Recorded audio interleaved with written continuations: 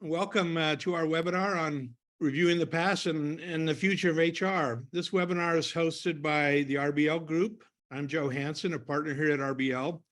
Very happy to welcome you here, along with Dave Ulrich, our co-founder, and Norm Smallwood, our other co-founder of RBL, and Andrea Allen, the Director of Business Development, who last fall pointed out this is our 25th anniversary. So thank you, Andrea. We've been preparing and excited to celebrate this year with you, all of our clients. RBL, if you don't know us, we're a global firm. We work around the world, small offices, but a big footprint. We're happy to do great work in multiple regions.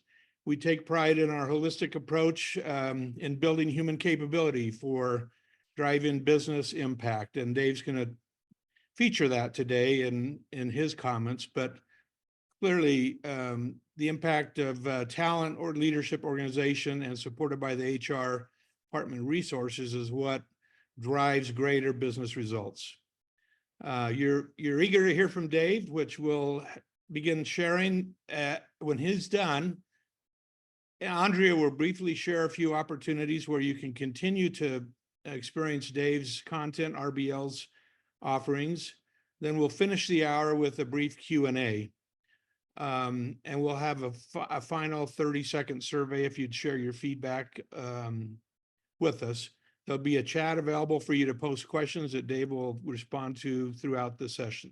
So Dave, thank you for being here, and we'll turn the time to you. First of all, let me say a major thank you to those that I can see, the partners at RBL. Norm and I have been partners for a long time. Joe, Ernesto, incredible group, and others from RBL who have joined. But mostly thank you to those who are taking time out of their busy schedule, wherever you are.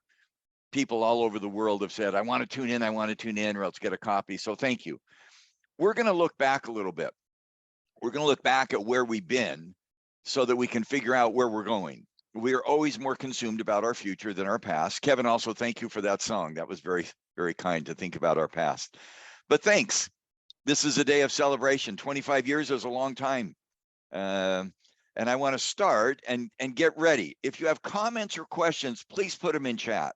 I'm going to stop periodically, and Joe and Dustin are going to identify questions or comments so that this is not just one way, but you get involved in some of the discussion. And all the slides will be available. You'll have a QR code. You can download the slides and get them. But get ready to think with us. So my question, where were you 25 years ago? What were you doing? Let me give you some of the events of that time. Remember the top left. Some of you will remember. Turn your computer off or the world's going to end. The BlackBerry, the Nokia, the TV, the Mac. I think, Kevin, you said it's 40th year. It was hot. This was the latest version. Star Wars. Can you believe it? 25 years ago. Friends. Jeff Bezos, time of the year. Karl Malone, who some of us follow, the NBA player of the year. Norm noted that Cher looks just the same. Mario Brothers and that great car. I got to ask, Joe, where were you 25 years ago? I was working with Norm, Innovations, our predecessor organization. So things don't probably change. On a plane somewhere. So guess what? Norm and I we wrote a book called Results-Based Leadership, and we decided to form a firm called the RBL Group in 1999. Everybody else was doing more interesting stuff, but that's what we were focused on.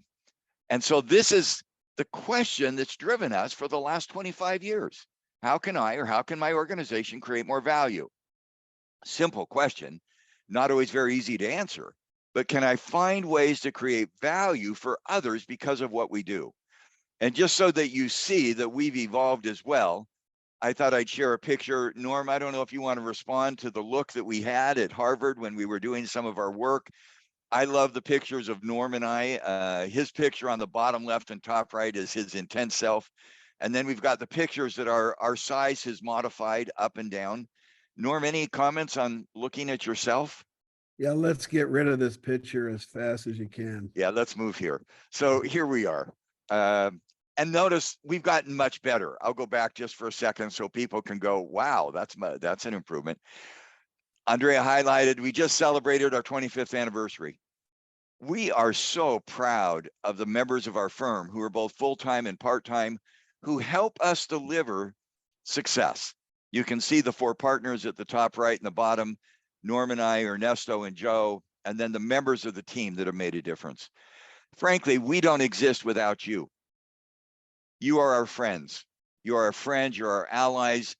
Frankly, we steal many of our ideas from you. Let me acknowledge in advance. And so we love relationships. We love partnerships. And many of you around the world are partners who are joining us from short-term, long-term. We are so grateful to have you as partners. But today, we want to reintroduce you to our idea friends. We have idea friends. You can see the value of words and numbers and ideas. Words have power. Andrea, at the end of this session, is going to take you through what those words mean in terms of insights, books, articles, posts, how they affect consulting, development, measures. Get ready to meet our idea friends over the last 25 years. And those idea friends keep getting better. I got to show it once more, Norm. That's the pre, this is the post. So we get better, I hope. And I hope our idea friends get better with you. So let's meet our idea friends. This is the thing we focus on. We want thought leadership. We want ideas with impact. How do you do that? We believe in relevant research. It's so fascinating to hear people say, well, I have an opinion. Everyone has a right to an opinion. In fact, one of the people we worked with, Norman, I'm sure you'll remember it, we had just done a big study with tens of thousands of people. And one of our associated colleagues said, well, let me tell you what I think. Norm, do you remember what we said? I remember what you said. You said, I don't care what you think. Let's look at the data. Yeah, we love data. There's a lot of people with opinions. They'll give a perspective about what's next. We have data. We have very practical solutions. How do you turn data into impact? All designed around that question, which is how do we create value for others? It shows up in books, talks, and consulting. That's the agenda that we've got. We believe that's thought leadership. Bob Bundy and others have really focused. What is thought leadership? We think that's what we provide. Here's the research. We won't bore you with it today. If you really feel a need to understand variance decomposition, give us a call. We'll put you in touch with a statistician. Norm and I had a call a few days ago with one of our associated colleagues, and he started going through the latest research we're doing on the bottom, scaling human capability, and Mike Panewick was on the phone. Norm, how long before we got beyond our technical expertise? The first 2 sentences. Yeah. I think for me. Mike Panewick, I don't know about you, but I'm so grateful we have Harrison and Mike Ulrich and others who we stopped and said, do you have a clue what he's talking about? We've got data. I'm amazed. Look at the leadership data. 10,000 subjects, 110,000 raters, guidance system. We really believe in data. And here's the data that leads to one key idea. We believe in evolution of thinking. It's not from, to, it's and also. Personnel, or HR, started terms and conditions of work. In blue, it's the HR practices. In red, it's human capital, which is the term that's been popular the last 5 to 10 years. We're redefining in the yellow column a new concept. Human capability, outside in. We don't want to look at what happens inside a company. We want to look at what happens outside a company. We love this question. In fact, I'd love you if you'd go into chat and give an answer. And we'll know who at RBL has heard this talk. What's the most important thing we can give an employee? Physical safety, belief, number 2. Number 3, become better. Number 4, belonging. All the above or none of the above. I'm just curious, Dustin or Joe, or anything showing up in chat. What's the number people are picking? So we have 2, 6, 5, 2, 6, 5, 5, 5, lots of 5s. You know, the 6s, I hope, are the RBL folks. But I've done this survey a lot, and everybody picks 5. It's wrong. Let me go back to that visual. We want to move to that right-hand column to create value in the marketplace. HR is not about psychological safety, belief, become, belong. It's none of the above. We are here to build an organization that succeeds in the marketplace. That's the so that question. If we don't succeed in the marketplace, there is no workplace. And so our job in value added is, what do we do inside our companies that adds value in the marketplace? For us, that's such a critical factor. That's the thought leadership that moves us forward. HR is not about HR. I remember being on a plane ride a few months ago, actually probably now 6 or 8 months ago. On the plane was a colleague and his spouse, and got off and said, "Oh, this is Dave Ulrich. He does that HR stuff." And I could just hear the derision in his voice. This is Dilbert. This is the policy police. This is, what was that show about, The Office? This is that HR stuff. And I smiled and I said, "Oh, thank you for that great comment." That's not at all what we're about. That's not at all what we're about. We're here to do work that creates value in the marketplace. That's the evolution. HR is an administrative utility, terms and conditions of work, functional expertise, strategy. We want to do work that creates value. I had a call yesterday, and if I had a chance to talk to you directly, what's the biggest challenge in your job today? When we teach our programs at RBL or at Michigan or elsewhere, what are you struggling with? Leadership, compensation, hybrid work, resignation, talent. So that we deliver strategy, so that we succeed in the marketplace. If we don't succeed in the marketplace, there is no workplace. That's our RBL mantra. That's our agenda. And it's so critical. I'll give one quick story. We've done great work with Amazon Web Services. About a year ago, just over a year ago, I had a chance a year and a half ago to meet with their top 100, and I was intimidated to no end. PhDs in physics, science, computers, statistics. I studied English in college and did statistics in graduate school. But so I thought, how do I get their attention? And so I said, what do these companies have in common? Digital, Compaq, Eastman Kodak, People Airlines, People Express, and I could keep going, Toys R Us. And somebody yelled out, they all went broke. And I yelled back, I consulted for every one of them. And there was dead silence for a half a second. I thought, oh, I just blew it. And they laughed. And I said, all of those companies did things inside brilliantly, but they didn't connect them to the outside. Toys R Us missed Amazon. Eastman Kodak missed imaging. People Express Airline missed Southwest point to point. HR is not about HR. It's about success in the marketplace. And so below the line, when we do human capability, we'll talk about, we serve our executives, our boards, our HR people, our employees, but we serve above the line. We serve our customers, our communities, our investors. We love to ask people, who's your customer in HR? It's the customer of the company. Who's the investor? And our people are not our most important asset. They're our customers' most important asset. So our first key idea at the top right, we create value in the marketplace. Any comments or questions in chat, Joe or Dustin? And Norm, you want to make a comment about that? No, there aren't any questions yet. Good. Norm, you're muted. Norm, Just the idea of outside in is such a relevant, we just put a topic still, right? Starting with external stakeholders, just as we just wrote an article, or you've just put up a LinkedIn post on the importance of outside in. So it's really a critical change in the evolution. You know, it's so critical because, and what does that mean?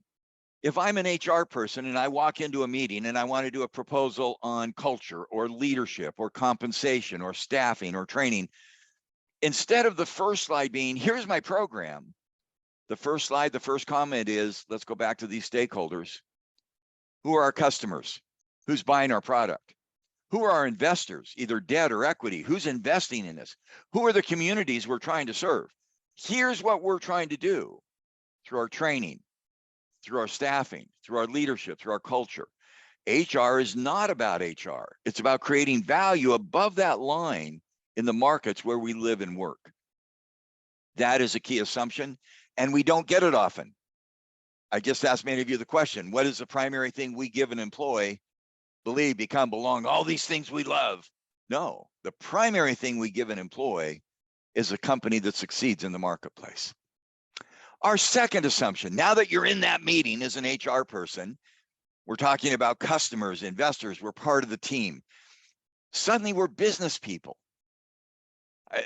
There was a post on LinkedIn about a year ago. It was a great post. It had 3 women, beautifully dressed, all happened to be heads of HR. And the idea was about unconscious bias. When you see these 3 people, what do you see? A lot of people said, I see gender, I see HR. My answer was, I see 3 great business people. These 3 business people can serve customers and investors and make a difference. Not everybody's there. Norm, don't name the company. Do you remember a call we had with the head of HR of a large company? And we said, what do you do to share with investors? Don't name gender either. What did No. that CHRO say? They're not interested. They don't want to hear from us about that. And I don't spend time on it. And Yeah. part of, I mean, Norm and I hung up the phone and we were tempted to go sell short. Because if HR is not part of that dialogue, we're making a huge mistake. So now that we've got our focus on customers and investors, what do we say? And that's the second bullet. We're in the meeting, whatever mythical meeting, general manager at the head of the table, she or he is talking finance. We talk about market or numbers, marketing, customers, systems. In HR, look at the range of initiatives we talked about in the last few years. Agility, DEI, employee primacy, hybrid work, ESG, leadership, resignation. Now there's a great staying. We're not resigning, we're trying to stay. Reskilling. Woo!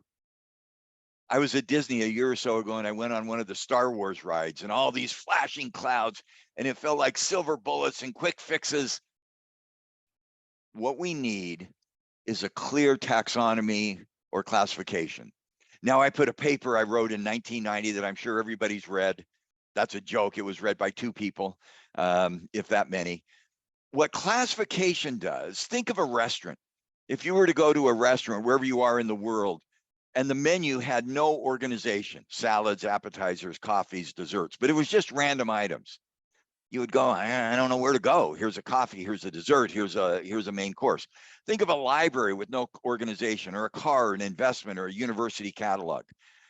Classification takes complexity, which is this, and it organizes it. We believe, and we've tested it, there is a capacity, Joe introduced it, called human capability. Human capability has 4 characteristics. It's like the 4 food groups. In red is talent. And everybody from RBL knows what I'm going to do, so get ready. Talent are the fingers. This is what we do. Organization is the fist. They come together as a system. Leadership is the combination. And HR in purple is this. So you see on screen, you do the dance. So if you're with somebody else and you just start doing this, don't get offended. That's silly, it's stupid, but it is deadly serious. When that HR person goes into a meeting with the investors, with the customers, with the board, with the senior executives, do we have the right talent? Do we have the right organization? Do we have the right leadership? And do we have the right HR systems? That's our theory and that's our agenda. And so suddenly this thing that looks almost random, oh, here comes a new one. And every day there seems to be a new item up there. And some of you on the call that I know who are on the call, you do some enormously good stuff. And I don't want to start naming people because I couldn't stop. There are so many good ideas out there. But guess what? They fit into these buckets. Red is talent, diversity, primacy, resignation, well-being. Blue is organization, AI, digital, hybrid work, ESG, culture. Green is leadership, and purple is HR. Now, what's really cool is we've identified in RBL over the last 25 years, and we're still inventing this. Here's 10 initiatives in talent that you could invest in. Here's 6 areas of leadership you could focus on. Here's 12 capabilities and 10 HR dimensions. There's 4 pathways, there's 38 initiatives. For every one of those, we've got ideas that will have impact in the marketplace. How do we know that? We are moving our analytics. Remember, we love research, we love data. We don't want to just hear your point of view. There are people who present, well, I have a point of view. Everybody has a right to a point of view. I'm on LinkedIn a lot and somebody says, well, I believe this. And my comment is, I really appreciate your belief. Let me tell you what the research says. But here's where we're headed. We no longer want to do a benchmark or dashboard. How do I compare with others at time to hire, number of hours of training? We don't even need to go to best practices. The books we've written almost all have a best practice. That's what I get asked. I did a session yesterday. Name a company who does this well. We want to provide guidance. First, they're going to say, I'm here to help serve our customer, get more revenue per customer. I'm here to help our investor have more confidence by earnings, by profitability, by intangibles. I'm here to build community reputation. There's 38 items on our menu or more. Where should we invest? And that's the research that drives us forward. We did research in partnership with Amazon, and Mike Panawick's been part of this. I'll see, Mike, if you have a comment. We downloaded 10Ks, which were required in the United States. Other countries are getting there. We use machine learning. We scored those 4 pathways. We correlated those in the orange, R-square with both text and data of 45%. Tobin's Q is an indicator of investor confidence, EBITDA's cash flow, social responsibility, human capability. Investments in these 4 areas drive outcomes. Mike Panawick, anything to comment on that? We've got data from 21, 22, Right. We'll have 23 soon. And Mike, you're the point on that one. Well, yeah, we're just looking forward to building the database and extending these trends over time. And our initial start is fantastic, and just look forward to the future. This is incredible. We started by looking at download SEC data, and people said, well, I don't trust actually what scared us is a lot of the HR people said, oh, they're reporting human capital in the SEC. I've never seen that. I mean, you not only should see it, you should articulate it. Other companies are doing it. When they do, look at the outcomes. Now, thanks to Mike and other great colleagues, we're able to score anything. We can score what you're doing through machine learning in a new way. The other tool we've got is the guidance system. I don't know if Harrison's on the call. We may have Harrison make a comment. We look at those 4 pathways: talent, organization, leadership, the stupid thing. Will they drive employee, business, customer, financial, and community results? Wow. Look at what that does. Think about that. We have found, and Norm, I think it's 2 to 4% of a company's revenue is often spent on things in the rows, in talent, leadership, organization. Are you making the right spend? So what you've got is this incredible grid. You've got these 10 dimensions of talent, leadership, capabilities, HR, and you've got employee, strategy, customer, finance. Where do I want to place my bets? This is an HR portfolio. With the guidance system, this is illustrative. And if Harrison's on the phone, he'll comment. If not, Norm, could you? We can do green and bet there. I'm in that room. My business team is saying, we want to drive results for our customer. We know that customer share matters. I was on a call yesterday with a company. We want to drive strategic reinvention. So I said, where should you make your bet? In talent, leadership, organization, or HR? They said, well, I think this. And I said, would you like to have data? Would you like to have evidence about where your bet will have the most impact? Is Harrison, I don't know if Harrison was on the call. Norm, any comments on this? It's the guidance system that somebody asked yesterday, how long have you spent doing this? About 3 years and 2,000 hours. This is an incredible amount of work. Norm? Yeah, just kind of reiterating what you had just said.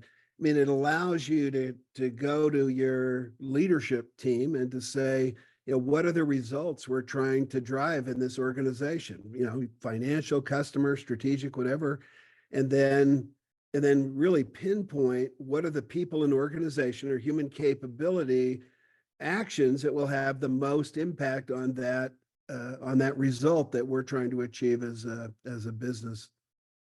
Very powerful. And what's really cool is because of this topology, and I'm going to go way back here real quick. Somebody comes to us and say, I'm really working hard right now on my DEI initiative. It's getting a lot of attention, good and bad. We don't want to get into that political debate. Clearly, DEI is an important piece and add belonging to that. So in red talent, that's number 6. Our comment to them is, that's important. It's one of 38 initiatives you could invest in this year. Is that where you should invest? Or somebody saying, ooh, we're going to do reskilling of the workforce. We're going to become a skills-based organization. That's hot. A couple of consulting firms are building their business on it. That's terrific. That's red talent number one. There's 9 other things you could do in talent. You can manage performance, develop people, manage careers, communication, retaining. And there's a bunch of things you could do in the organization around innovation and efficiency. Is skill-based organization the right place for you? Or somebody says, and somebody came to Norman and said, we've just invested a lot in leadership training. And we said, oh, that's great. That's number 4 in green. You've developed leaders. Is that the best place to invest? What did we discover, Norm? Actually, we lost a big contract when we told him this. So that was the Okay, that was bad news stupid. for us.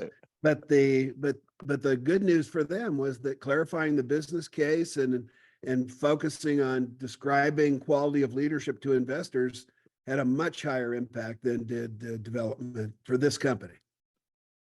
That's our logic, creating value outside in. So I'm going to stop. Human capability is 4 things: talent, leadership, organization, and HR that drives those. And we provide thought leadership. Let me stop. Dustin or Joe, any comments or questions in the chat just to see? And then Joe, I'll see if you have a comment as a partner. Yeah, Dave, there's a couple themes coming in, which is one, how do we get senior stakeholders to buy into outside in when they want us to be functional or operational execution, right? That's one theme. So let's talk about that. Let me go back to where I started. When I in HR walk in with my senior business leader and they say, oh, you're in HR, what's our benefits package? What's our payroll system? My comment would probably be, may I ask a different question? How will our benefits package or payroll system help customers do more business with us?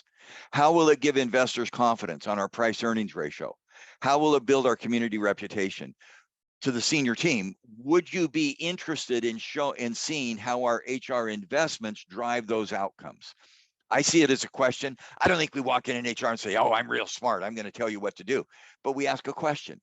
Would you be open to seeing how this HR work drives these outcomes? I mean, that's that. And the barrier I've seen, I'll be honest, is not business leaders, it's HR. Because we still go in talking about our benefits program, our compensation, our leadership training, 5-day workshop. We don't start with customers and investors. That's my first reaction. My sense is, Norm, we've had an experience. We were with one company, their price earnings ratio was 20% lower than industry average. It was a retail company, and their market cap was $10 billion. That's $2 billion. We shared that with the head of HR, and he said, I can't share that. It's negative. What do you mean you can't share it? Your company's trading at a $2 billion discount. And he said, oh, that's real bad. I don't want to talk about that. I'm going to talk about compensation and benefits, make people feel good. Well, another company we worked with, a defense company, $40 billion company, they were 20% below. We said to the CEO, your price earnings ratio is 20% below your industry average. He looked at us, he said, duh, you think I don't know that? Why the crap do you think you're here? If you can't help me with that problem, get out of my face. My experience, Joe, is senior executives, when we frame it right, they're on board. Another comment or question, Joe, or comment? Yeah, no, I agree, Dave. It's good that we agree. No, from a consulting skills perspective, right? When you walk in, it's really the types of questions you're asking and the diagnosis you're presenting to have a seat at the table, right? And I'm just, HR has wanted a seat at the table so long, and yet we start with a departmental framework. We see that time and time again in an HR approach to strategy. And it's just a simple flip to outside in to begin asking a whole set of different questions. The other side of the questions in here are around aligning outside in with inside out. How do we align these with the employee well-being, rewards and performance contribution, et cetera, with starting from the outside in? Let me start with that, and then I'll give some concrete examples. We're going to go through each of these 4 areas real quickly. You start by saying, what is the customer culture? Most people define culture as our internal set of values. We start with customer. What is it you, the customer, want us to be known for? Our brand. That external expectation drives the culture we build. We start everything with customer. HR. We are not here as a customer of the employee. We're here the customer of the company. Let me give some examples. Talent. Are we acquiring the right people that our customers think we should be acquiring? By the way, this is the latest work we're doing. So I'm now going to highlight some of the work we're doing very quickly. You'll get copies of slides. We're inventing this, and I ought to be honest, we don't have it solved yet, but we're going. Training. Are we doing learning solutions? Are we involving customers in training? Career development. Are we involving customers? Or are people getting jobs with customers? Communication, coaching, why of work, engagement. Are we doing things inside the company that get our employees and talent focused outside the company? Now, let me just describe the data we use, and this will take just a second. Remember, there's 10 initiatives in talent I could invest in. We've got the 10 listed. Look at C, D, E, E, and F. Norm, just pick a column, C, D, E, F, or G. Just pick a column. C. C. I'm going to my business team, and my business leaders say, we've got to get employee productivity and morale and well-being higher. I, the HR person, say, love to do it. There's 10 places we could invest in talent to do it. We've done statistics. They're pretty elegant. We've got them if you want to see them, variance decomposition stuff. Look at the, and my colleagues say, take the numbers off this, and I should, but it's fun to see. We divide 100 points. If you want to get your employees more committed, productive, and competent, look at the green. Manage talent acquisition, bring the right people in. Track engagement. That's going to have the biggest impact. If you want to manage customer, it's going to be the same. If you want to manage community, it's going to be a little different. That's the value of data. And our work, since talent is so critical, this is the new work we're doing. Bring us in, let us set standards, source candidates, screen candidates, secure, orient, all with the customer in mind. This is the work we're doing around employee experience. We talked about it earlier, be safe, believe, become, belong. Build an employee experience that connects with the customer experience. At RBL, we're creating new insights in how do you make talent happen. Norm or Joe, any comments on talent in red? No, I think just the overall the talent. I mean, historically, the overview is competence, commitment, and contribution, and that these 10 come out of there, and it's just such an easy framework, and the data drives you to what to do, right? It's just again, not common, not common practice, but good practice. And we're making progress there. Let's go to leadership. We have worked on leadership for decades. As you saw the data, we had 10,000 respondents. Is Erin on the phone by chance, or Leslie? Yeah, I am. Erin, I'm going to ask you to just comment briefly on some of this latest stuff that you just posted. It just yesterday. I mean, this is hot. Here's what we've said about leadership that we are building on. It's not just your attributes, it's your results. It's a code. There's 5 characteristics of leaders. It's a brand. We build leaders inside that reflect outside. You sustain leadership, and you build leaders to create market value. Woo! We did talent. Look what we've done in leadership. By the way, Norm, I hope that gives you goosebumps, because we are pushing leadership to the next agenda. And those are the agendas that provide thought leadership. That's the books we've done. And we've got cool research around those dimensions of leadership that drive the future. This is what some of the current research is. Erin and Leslie have just posted some really cool stuff on first line. I call it frontline, first line leaders. Erin, I know you could talk for an hour on this, and we've got a lot of stuff, but just a couple of bullets of, and as people look, this is what we're doing to build leadership. Thanks. I think there's a couple of really exciting things that we're seeing. The first is that there is definitely some things that are different. And we believe that kind of the tectonic shifts, I guess, that happened during COVID and the adjustment afterwards created some fundamental, accelerated some changes in a way that we haven't seen in generations. And so what we need from leaders is definitively different today than it was 4 years ago. And so I think that's really important for us to know as HR professionals. Where are the places that we've really leaned in and made some things that are different? I think this slide summarizes those, and we've tried to kind of highlight that in the recent posts and some other ones that'll be coming. But the other thing that I think is really important is that fundamentally these 5 areas of kind of having a point of view about the future, making sure stuff gets done today, engaging today's talent, and then thinking about what do we need in terms of talent for the future, as well as kind of being somebody that people are going to be interested in following in terms of personal proficiency, are consistent, right? So these themes are consistent, but what matters within them does evolve over time. The other thing I want to just throw in quickly that I think we're seeing more and more people do, and this kind of goes back to that concept of leadership brand and also of creating value for stakeholders. As companies have more and more data, we're seeing more and more people say, okay, we've got data about what behaviors our leaders exhibit, and we have engagement data, and we have maybe even financial performance or customer ratings about certain, about the outcomes they're delivering. Let's put those things together and create kind of an evidence-based leadership model that says, hey, if we want leaders that are going to deliver results, this is what those people do. And we're seeing a lot of traction with clients who kind of engage in that space. You know, it's exciting. We see leadership as one of the elements of our human capability. Talent, we just talked about, organization, leadership. And companies are saying, what's next in leadership? Let me tell you what I think. No, let us give you the data. And we've got data, we've got books, we've got new books. Someday that may be another book by Aaron and Leslie. We've done talent, leadership, organization. For me, this is the fun one. That's the blue. We've got 10 books. People are going, wow, aren't you guys an HR firm? No, I haven't even talked about HR yet. We are a talent firm. We're a leadership firm. We're an organization firm.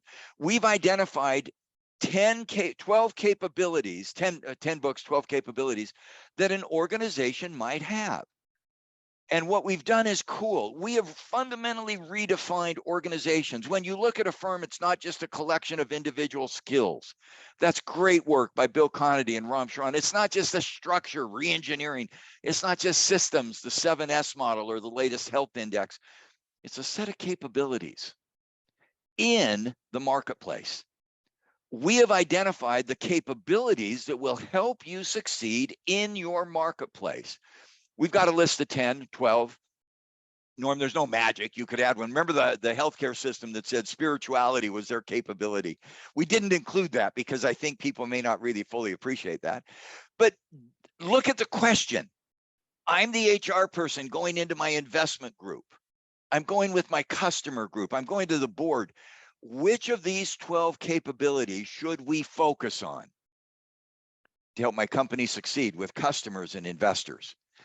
Here's what's cool at RBL. And Joe Grahowski is not able to be with us today.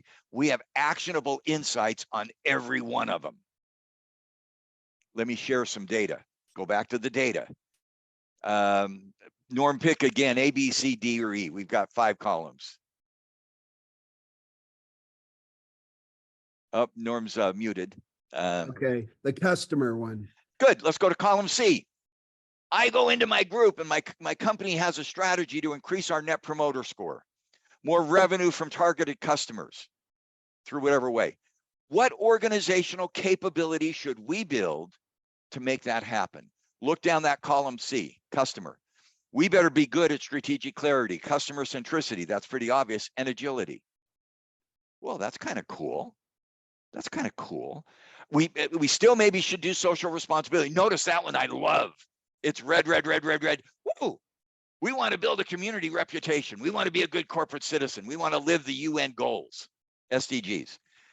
That's where social responsibility has the biggest impact. Technology, fascinating one, I think is going to increase. That's the data that we've got that drives what we do. And then we have actionable insights. I picked 3 of them just quickly. We have an RBL Institute that we run where we try to come up with insights. We have articles and playbooks. We have LinkedIn articles. We have videos and we have metrics. I just picked 3. Agility. We have articles, data, resources. We have LinkedIn columns. We have videos. We have metrics. Establishing strategic clarity. We have the same. Establishing the right culture. at the RBL group, we've taken all 12 of those capabilities and we've got actionable insights. Here's what you can do based on the research. That's pretty cool.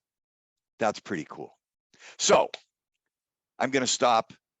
Joe or Ernesto, any comments? We've got talent in red, leadership in green, organization in blue.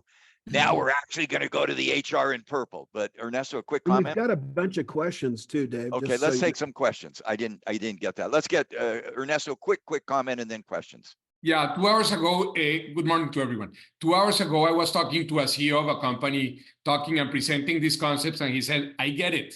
The outside in is incredible, but tell me the benchmark. So I said, you're doing it back again. Stop it. Think about the columns and not the rows. And I think when they get it, when people get that, it becomes incredibly clear that this is about guidance, that this is about helping the organization grow, but not necessarily investing in inside-out practices that are generic in many cases, or it's like wine. It's going to be different for everybody. Some people don't drink it. What's the best wine? The one that you need or the one that you like, not necessarily the one that fits everybody else. So We I love love having the Ernesto on development. the team because he gives us the wine metaphor that I don't fully understand. So that is so cool. And Ernesto, when we get together as a team, he talks about wine, we talk about scripture. And we have a great debate between that. Ernesto, thank you. What a great example. And again, the CEO goes, oh, you mean I should have, look at this map. I've got talent things I can do, leadership things I can do, organization things, and HR. You mean I got a menu to pick from? Well, I'm going to pick I sat by somebody on an airplane yesterday and they told me to go hire people. No, don't depend on that. Look at the middle. We've got research. We've got solutions that create value and guidance. 35 books. Okay, let's take some questions, Joe. Dave, this is a nice segue to the human resources purple bubble here. Large organizations have huge HR teams in the region and one strategic team in headquarters. The headquarters drives strategic initiatives, but have no experience and understanding of the business and regional dynamics. Their initiatives die their own deaths. Please share your thoughts. The person from the region who wrote the question should be moved into a headquarters job. That's my Right. first thought. So, yeah, I'm going to take the assumption of that question and challenge it. It's a win-lose question. I'm region, you're headquarters. I'm a center of expertise in compensation. You're a business unit embedded person in a business unit or geography. Notice in purple, we have 14 books on this with research. One of the most critical findings that drives good outcomes is number 10. How do we work with each other? So if I'm a regional person feeling in position from the corporate, I need to go to corporate and say, how do we partner with you? Can we in the region become an incubator for ideas? Let us be a test case. We've done this with a lot of companies. Let us in Finland be a test case. Let us in South Africa be a test case. Let us try some ideas that might work. And I'm going to ask Camilla to make a comment in a minute if she's on, just to give her a heads up. But I think the question has in it an assumption that I would challenge. We're not here to say they. We're here in number 10 to work together. And the more that we can get there in HR, the more likely we are to succeed. A couple more questions. I love these. And then I'll ask Camilla to comment on this visual. Sure. This is from Early Cheyenne. Each customer will have different requirements with different values and ethics. How do we build agility in the organization to move so swiftly around customer needs? No clue. No, no. I mean, marketing, every customer is personal. We know that. And with AI, we can personalize customers, but marketing segments customers. We have categories, we have taxonomy, we have segments. We in HR can work with those segments. If you're a customer that's buying on price, we'll find a way to serve you. You may not get all the accoutrements that you normally get. If you're a customer buying, for example, in the airlines, some of you have flown a low-cost airline in India, in Europe, Fly Dubai in the Mideast. Some of us have flown high-end airlines, Singapore Airlines, Emirates Air. They're selling on service and experience. We can find ways to differentiate as we partner with the marketing group. Camilla, any thoughts so far? I know you have done such incredible work throughout Europe and elsewhere. Thanks, Dave, and thanks for pulling me in. I think one of the things that we keep stumbling over when we're talking about, and it's actually across the enabling functions or support functions, and not just within HR. We've had just a series of discussions today with heads of different enabling functions, and we told them that we can guess your functional strategy before you even tell us. We bet that you have one HR, finance, blah, blah, blah, whatever it is, as one of your functional goals, and then fix the basics as one of the other ones. Good news, these are not strategic. These are fundamentals that will not necessarily drive any customer experience or any outside in value. So make sure that you are targeting your functional strategies also in HR to deliver value to whoever in your stakeholder landscapes that you want to give value to. Got it. Great stuff. By the way, we did the same thing in leadership. We had people at the university send in their leadership competence model without naming the company, and we posted them on the wall. We could name the consulting firm more than the company. By the way, that's not a good sign. That's a not scary sign. That's not us, because we're outside in. Your leadership competence model should reflect your promises to customers. In HR, we've done a lot of books. We're known as an HR firm. We're proud of that. We're not ashamed of HR, but that's not all we are. Here's the books. We've done a whole bunch of stuff. We've done tons of research. We've already alluded to it. Based on our summary of other companies who are doing this, and we try to build on the great colleagues in this field. There are some incredibly good colleagues in this field who do incredible work. We're not here to bemoan them. We're here to build on them. And what we find, it's actually one of the coolest things we find is some of the colleagues take our work and then produce it. And at first that's irritating. And then we go, our job is to change the world. And if they're taking our ideas, use it. 10 dimensions of a good HR department. Your reputation, your focus on customers too, purpose, design. Most people love to go to design. How do we have specialists and generalists working? You can look through those capability analytics. What we found is the ones in green matter most based on data. What's our reputation? Are we as a department known for creating value in the marketplace? And number 10, I already alluded to. How well do we work with each other and others? Those are the issues that drive value. And it requires number 9. Kayleen and Aaron have been so involved for 35 years, they're not that old, but so involved in building HR professionals over research. This is the last round of research. I'll just highlight it, and then if Aaron or Kayleen have a comment. We've defined HR competencies as adjectives and nouns: credible, activist, change agent, strategic partner. We now define them as verbs. You want to be good in HR, you should accelerate, verb, the business. You should advance human capability, talent, organization, leadership by mobilizing information, by fostering collaboration, simplifying complexity. That framework comes, Kayleen, I think it's 28,500 people, if I remember right. That's amazing. Our research leads to action. So let me just go through this quickly, and Daryl, I'll see if you have a comment. What do we do at RBL? We do thought leadership, ideas with impact through research, practical, in talent. We build talent advantage, we build employee experience, and we're pushing every one of those issues. Career development is going to the next stage around career mosaic. We do leadership. These are the books we've done on leadership. And then Aaron has posted the next generation of leadership. We build organizational capabilities. We've got actionable insights and 10 books so far, more to come.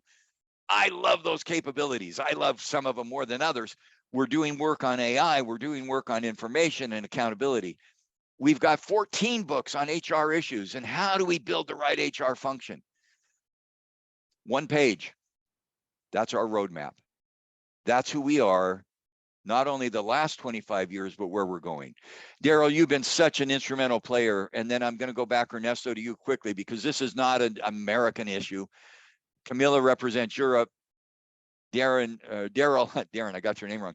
Daryl represents Asia, is doing brilliant work housed in Singapore. Ernesto throughout Latin America. Daryl, any comments on that framework? And then Ernesto quickly. Well, I think the issue is that if all you have is a hammer, every problem looks like a nail. And I think what you've just demonstrated to everybody on the call, Dave, is we're not just a hammer, right? we have perspectives on human capability. And the critical thing about the perspective is not just providing the tools and techniques, but it's the focus on how do we create value for our key stakeholders. And if you can deliver that, right? Nobody cares about whether you use a hammer or a screwdriver. They enjoy the value, and that's what's going to be critical. Boy, why am I doing this talk, Daryl? You should be doing the whole thing. That was really well said. Ernesto, quick comment.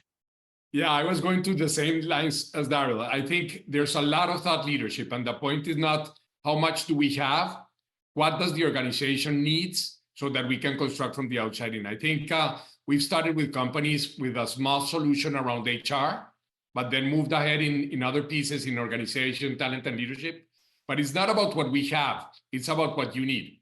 It's about what the organization needs so that they can create value in the marketplace. Because there's a lot of consulting companies that have millions, a lot of IP, but it's value in the eyes of the receiver, and I cannot stop saying it 100 times. You know, I should change this slide. And these are slides we're making up as we go. In the middle, we have thought leadership, ideas with impact. We should put impact in big red bold letters.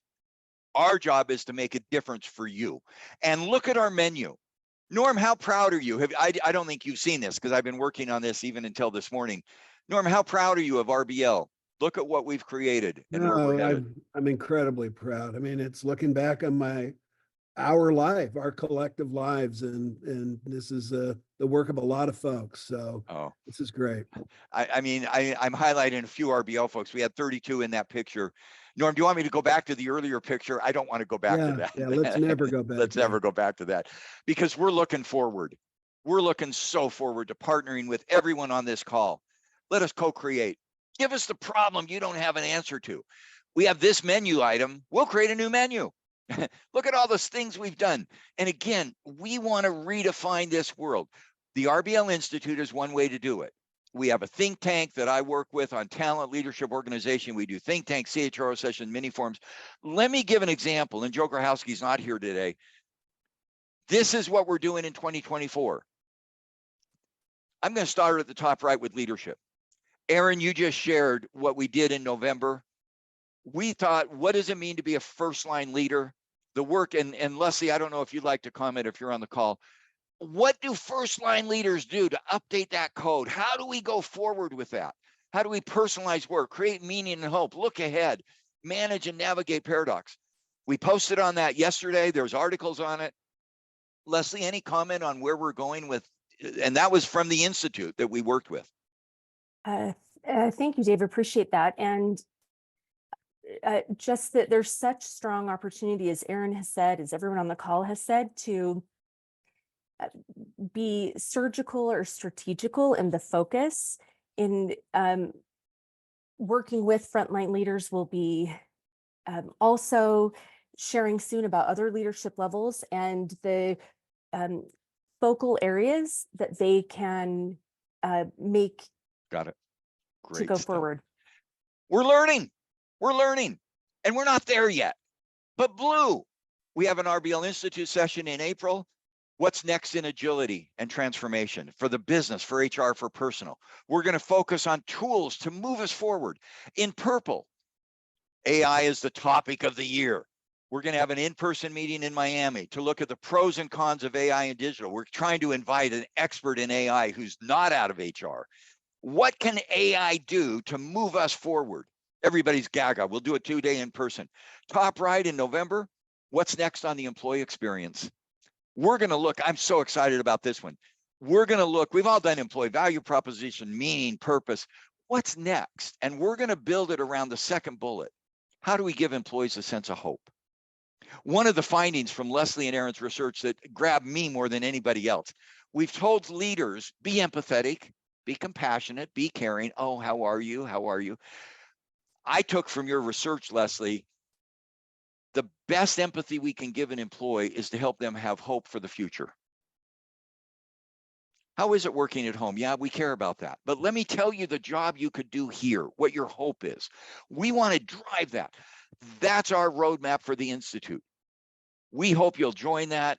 We are so excited. That's talent, leadership, organization, and HR. Whew! The best is yet ahead. The best is yet ahead. I hope you feel as excited as I do. I'm going to turn it back to Andrea. You know what's really fun is we're getting confirmation. When people start looking at the future next year, this is the stuff we've been talking about, and it builds on our 25-year history. The best is yet ahead. Andrea, and tell me when to move slides. I'm going to keep moving slides. So, Absolutely. Go ahead and next slide. Thanks. Thank you, Dave. We are just so grateful and excited about the future.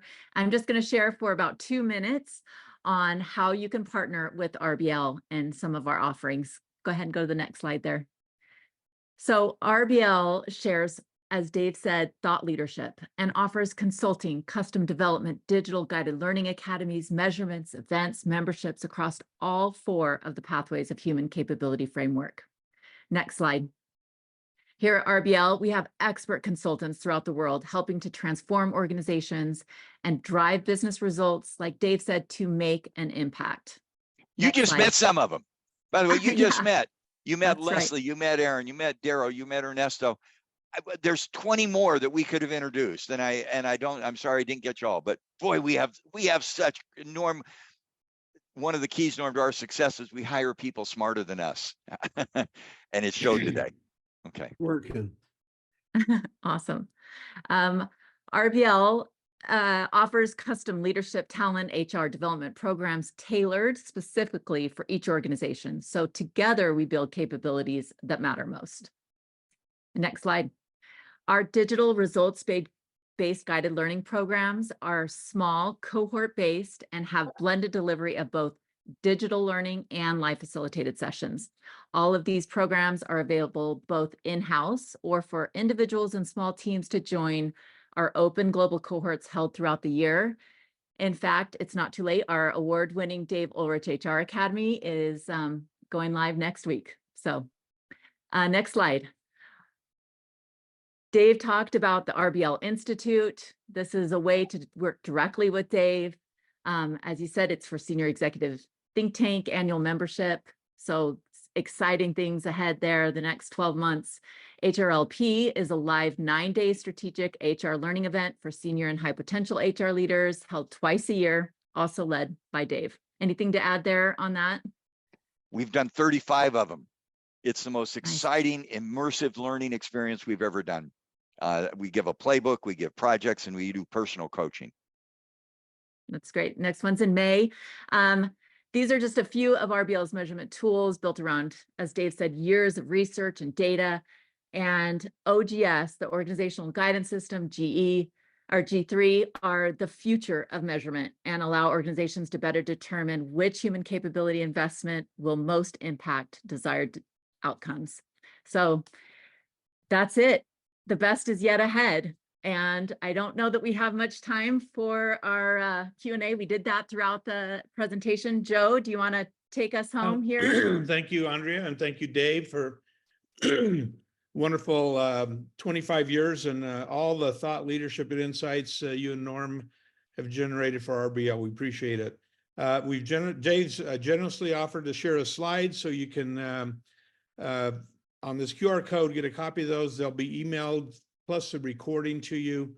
Follow us on LinkedIn, Dave's LinkedIn and RBL LinkedIn, please. Thank you for joining us and participating with us today. We ask you again to remind you to complete the 20-second survey on your way out. We'd love the feedback. And thanks again, and enjoy your day.